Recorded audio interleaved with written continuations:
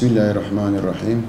15 Temmuz akşamı Müslüman Türkiye halkı, Kürdüyle, Türküyle, Arabıyla tüm halk tankların altında ezilme pahasına, kurşunlara hedef olma pahasına sokaklara, caddelere dökülüp destan yazdı. İslam ümmeti için, Müslüman halklar için, mazlumlar için bir onur kaynağı oldu. Bir direniş ve özgürlük sembolü oldu. Bu darbe teşebbüsünü gösterdi ki, eğer bir halk vahdet içinde kararlılıkla hareket ederse, cesurca göğsünü kurşunlara siper edip tank paletleri altında ezilmeyi göze alırsa, hiçbir şeytani güç o halkın sırtını yere getiremez. Bu şeytani güç Amerika olsa bile, bu şeytani gücün binlerce generalı, subayı, uçağı, tankı, topu olsa bile, Müslüman Türkiye halkı 15 Temmuz akşamı bunu ispatladı.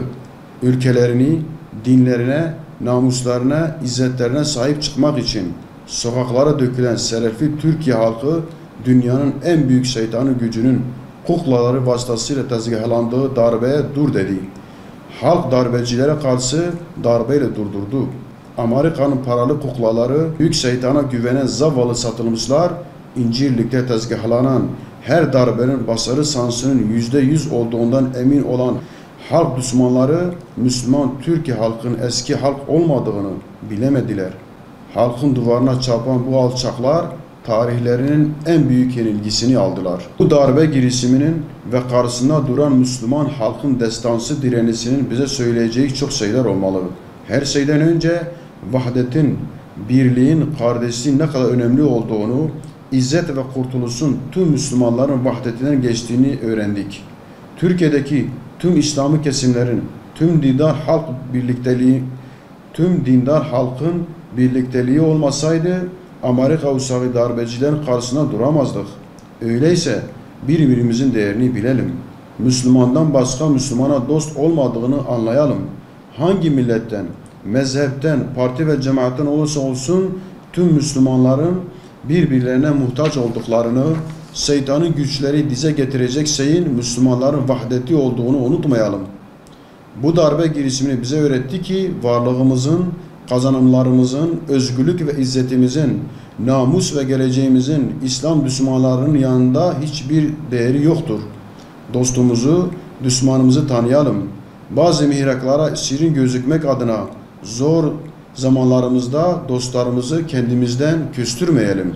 15 Temmuz Müslüman halkın Allah ve vatan için İslam'ı değerlerini korumak ve İslam düşmanı güçlere dur demek için al kanlarıyla yazdığı bir destandır. İslam'ı bir direniş ve bu direnişin öncü kadroları İslam'ı cemaatlerdir. FETÖ yapılanmasını cemaat olarak görmek İslam'ı cemaatlere büyük bir haksızlıktır. Şimdiye kadar Türkiye'deki hangi İslam'ı cemaatin lideri Amerika'da saraylarda koruma altında tutulmuştur?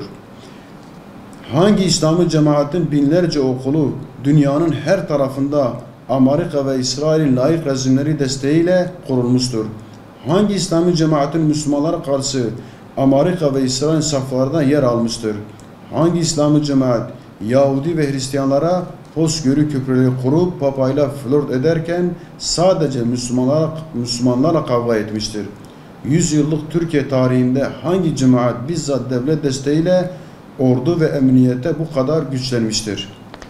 Müslüman halkın fedakarlığı ve dökülen kanları sayesinde kazanılan 15 Temmuz zaferini rayından saptırıp milliyetçi, ulusalcı bir renge büründürürseniz zararlı çıkan sizler olursunuz.